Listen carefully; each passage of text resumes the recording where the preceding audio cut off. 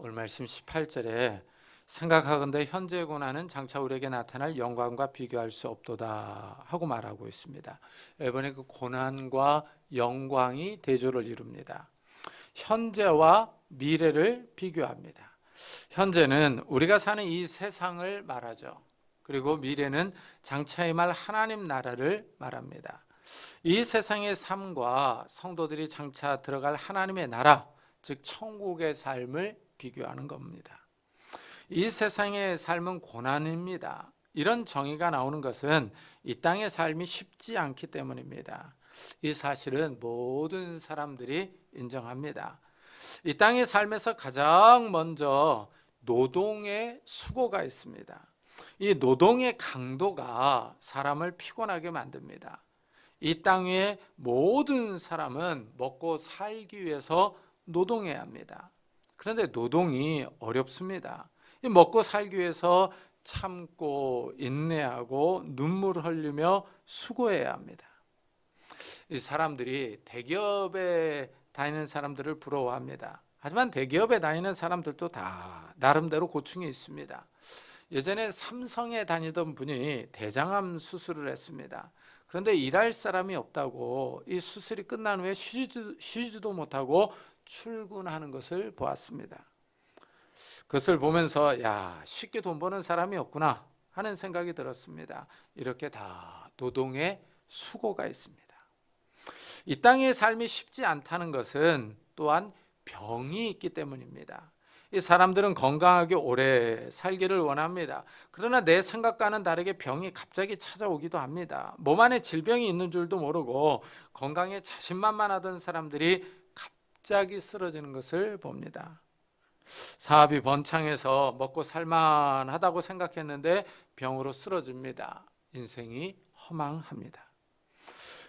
병이 없이 건강해도 노화는 피해갈 수가 없습니다. 모든 사람이 다 늙습니다. 늙으면 약해지고 육신은 쇠하여 죽음으로 나아갑니다. 이렇게 이 땅의 삶이 피곤합니다.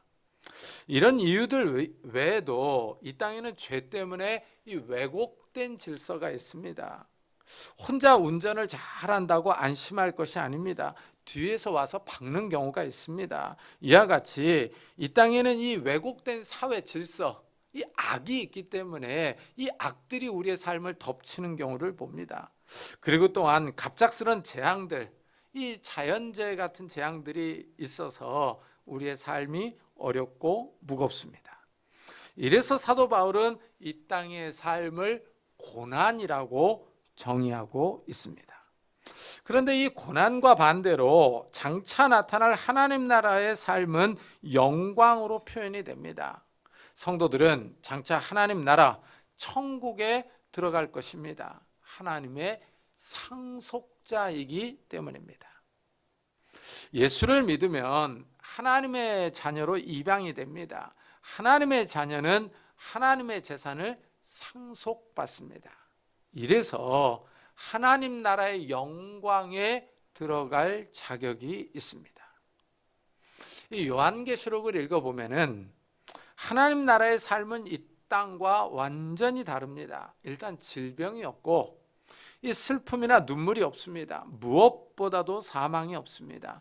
영원히 살 수 있습니다. 참 이게 믿어지지가 않는데 신기하게도 태양과 달의 비침이 없다 하고 말합니다.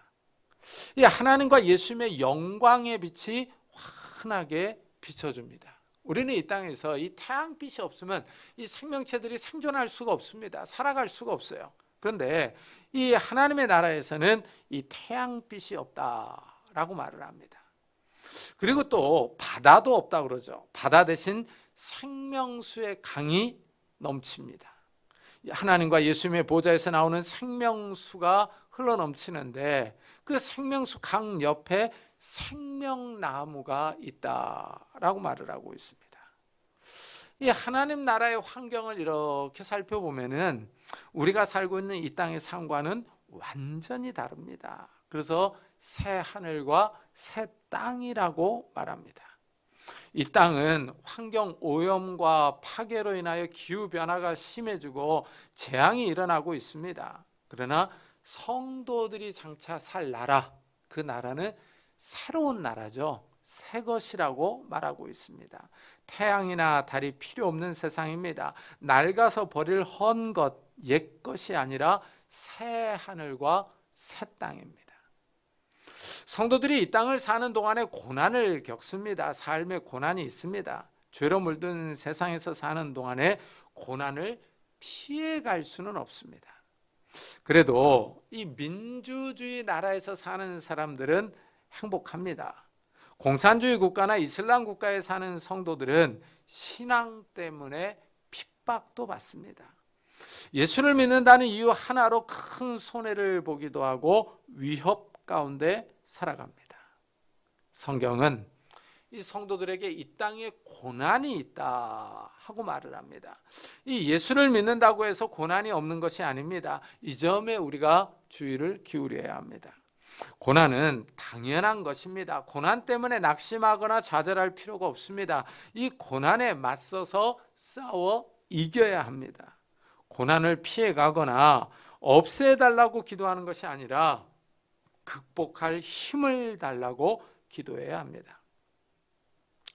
그런데 흥미로운 사실은 이 사람만 이 땅의 삶을 힘들어하는 것이 아닙니다. 피조물도 힘들어합니다.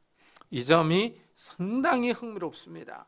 피조물이 고대하는 바는 하나님의 아들들이 나타나는 것이니 하고 말합니다. 여기서 피조물은 자연 만물을 의미합니다.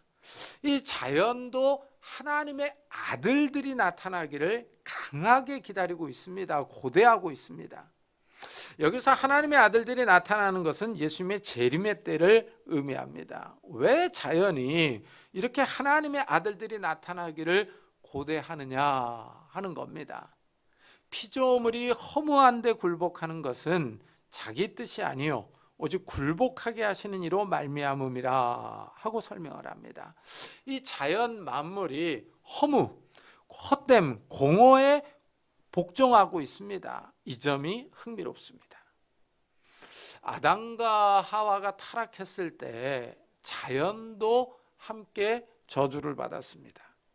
하나님이 아담과 하와의 타락으로 인하여 땅을 저주하십니다. 땅은 너로 말미암아 저주를 받고 너는 내 평생에 수고하여야 그 소산을 먹으리라. 땅이 내게 가시덤불과 엉겅퀴를 낼 것이라 하십니다. 이 말씀이 참 의미가 있습니다. 우리 성도님들 텃밭을 갖고 보신 분들이 있을 겁니다. 시골에서 이 농사를 지어 보신 분들이 있을 겁니다. 이 상추와 고추 여러 작물들을 심은 다음에 이 텃밭을 관리해 주어야 합니다. 이 잡초를 뽑아 줘야 식물이 잘 자랍니다. 그런데 이 잡초는 뽑아도 계속 나옵니다. 이 특히 비가 오고 난 다음이요. 잡초가 아주 무섭게 자랍니다. 이 다음 날이나 다다음 날 가보면 잡초가 얼마나 무성하게 자라있는지 모릅니다. 2, 3주 정도 관리를 안 해주면은 잡초 때문에 난립니다. 땅은 그대로 두면 폐허로 변합니다. 잡초가 무성해져서 쓸모없는 땅으로 변합니다.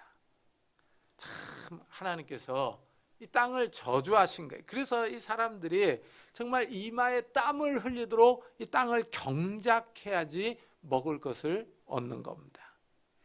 인간이 죄를 지음으로 자연이 저주를 받았습니다. 식물이나 동물의 생태계가 변했습니다. 그래서 육식동물은 초식동물을 잡아먹으려고 항상 기회를 엿보고 있습니다. 이 텔레비전에서 보면 사자나 표범이 이 영양이나 멧돼지를 덮치려고 웅크려서 대기하는 모습을 보면은 긴장감이 넘칩니다. 먹이 사슬이 형성되어 늘 긴장이 있습니다. 인간의 죄 때문에 이렇게 자연 질서가 왜곡되었습니다. 또한 인간의 자연 사용이 무분별합니다. 무분별한 개발로 인하여 자연 파괴가 심각합니다. 요즘은 텔레비전을 보면은 맨날 이렇게 보호해야 될 짐승들이 많은지 모르겠습니다. 이 북극곰도 보호하자 그러고 그러면서 막 이게 기부하라고 계속 광고를 합니다. 이제 이 환경 오염, 환경 파괴가 이제 인간의 삶을 공격합니다. 부메랑이 되어서 사람들에게 돌아오고 있습니다. 우리가 날마다 사용하는 그 샴푸 있지 않습니까? 이 샴푸에도 보면은 이 머리를 잘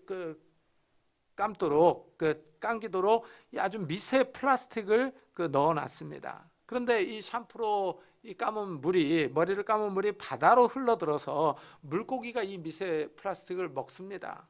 그것이 다시 우리 식탁에 올라와서 이 사람들의 건강을 위협하고 있습니다. 이래서 자연이 신음하고 있는 겁니다. 그 바라는 것은 피조물도 썩어짐의 종로로 탄 데서 해방되어 하나님의 자녀들의 영광의 자유에 이르는 것이니라 하고 말합니다. 이래서 자연도 이 저주에서 벗어나기를, 해방되기를 바라고 있습니다. 하나님의 아들들이 영광을 누릴 때 이 새하늘과 새 땅이 임합니다. 자연도 영광의 자유에 이르기를 원하는 겁니다. 이렇게 자연도 이 해방되기를 바라면서 탄식하고 있습니다. 피조물이 다 이제까지 함께 탄식하며 함께 고통을 겪고 있는 것을 우리가 아느니라 하고 말합니다. 이 피조물이 허무와 헛됨에 굴복하여 탄식하고 있습니다. 자연이 어떤 잘못을 저지른 것이 아니라 인간의 타락으로 인해서 이런 현상이 일어난 겁니다. 하나님이 자연을 허무에 굴복하게 하셔서 자연이 신음하고 있습니다. 피조물이 성도들과 함께 탄식하고 있어요. 이 점이 흥미롭습니다. 그뿐 아니라 또한 우리 곧 성령의 처음 익은 열매를 받은 우리까지도 속으로 탄식하여 양자될 것, 곧 우리 몸의 속량을 기다리느니라 합니다. 이 세상을 살아가는 성도들도 이 구원의 날, 이 재림의 날을 바라보면서 탄식합니다. 성도들은 이 세상에 살아가면서 이 구원을 바라봅니다. 성도들은 이 세상을 살아가면서 현재 고난을 겪고 있어요. 이 땅에서 일어나는 불의와 죄악이 많습니다. 끔찍한 살인 사건이 일어나는 것을 보면 성도들은 자기도 모르게 탄식을 합니다. 아유 주여. 그러면서 이 인간의 악함, 이 악함을 탄식을 해요. 이 세상의 죄악이 이 심해지는 것을 보면서 성도들은 탄식하며 하나님 나라를 사모합니다. 아우 빨리 우리 주님께서 오셔서 이 세상의 죄악들을 좀 종식시켜 주기를 바라며 기도합니다. 성도들이 이미 예수를 믿어서 구원받았습니다. 그러나 아직 이 성도들의 구원이 완성되지 않았습니다. 이 성도들은 이 타락한 세상에서 탄식하며 살아가면서 양자될 것을 바라봅니다. 하나님의 자녀가 될 때를 사모합니다. 예수님이 재림하실 때 이 성도들의 구원이 완성되는 겁니다. 이때 우리 몸이 구원을 받습니다. 현재 성도들은 이 땅에 두 발을 딛고 살아가지만 하늘을 바라보고 있습니다. 이래서 성도들은 두 시대 사이에 끼어서 살아갑니다. 현재를 살아가고 있지만 미래를 소망합니다. 미래의 영광을 기다립니다. 이 시대에서 다가올 시대를 바라보며 살아갑니다. 이 땅에 죄악이 많습니다. 죄악을 보면서 탄식합니다.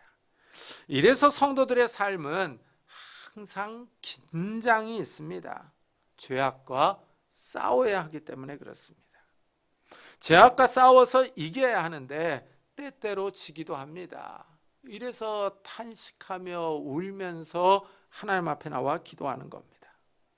성도들은 두 시대 사이에 끼어서 살아갑니다. 그렇다면 성도들이 하나님의 자녀인 것을 어떻게 증명하느냐 하는 질문이 생깁니다.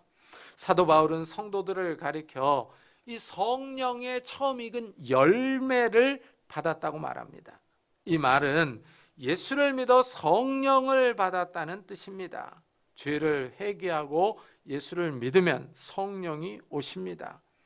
이 성령이 마치 계약금 같습니다. 집을 살 때 사람들은 집을 완전히 살 것을 확인시키기 위하여 계약금을 겁니다. 그리고 나중에 집값을 다 지불합니다. 우리가 예수를 믿으면 성령이 임하시는데 이 성령은 계약금과 같은 성격을 띱니다. 그 후에 성령이 계속 우리 안에 내주하십니다. 이것은 보증해 주는 겁니다. 성령께서 우리가 천국에 들어갈 것을 보증, 증명해 줍니다. 성령께서 이 보증이 되신과 동시에 담보 역할도 해줍니다. 이 빚을 줄 때 빚을 갚지 않을 경우를 대비해서 빚을 대신할 수 있는 것이 담보입니다. 은행에서 돈을 빌릴 때 집이나 땅을 담보로 잡습니다. 이와 마찬가지로 성령께서 우리가 천국에 들어갈 때까지 담보 역할을 해주십니다. 이래서 성령의 처음 익은 열매라고 말합니다.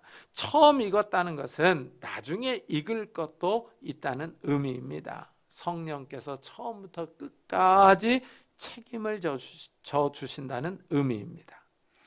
이래서 성도들이 흔들리지 않습니다. 현재의 고난이 아무리 강하고 힘들어도 요동치지 않습니다.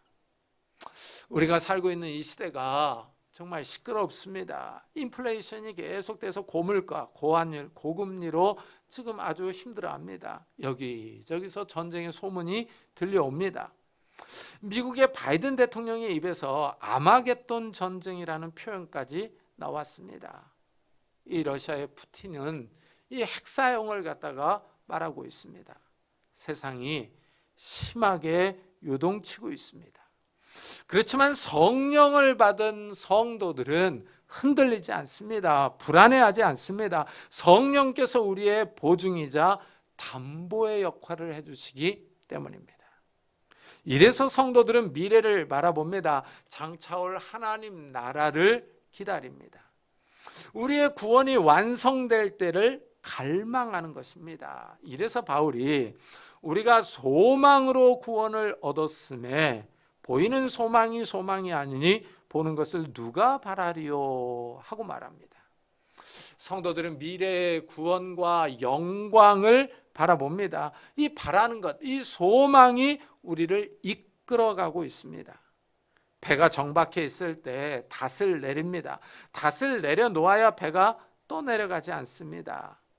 성도들은 소망이 든든해야 이 땅에 있을 때 믿음이 흔들리지 않습니다.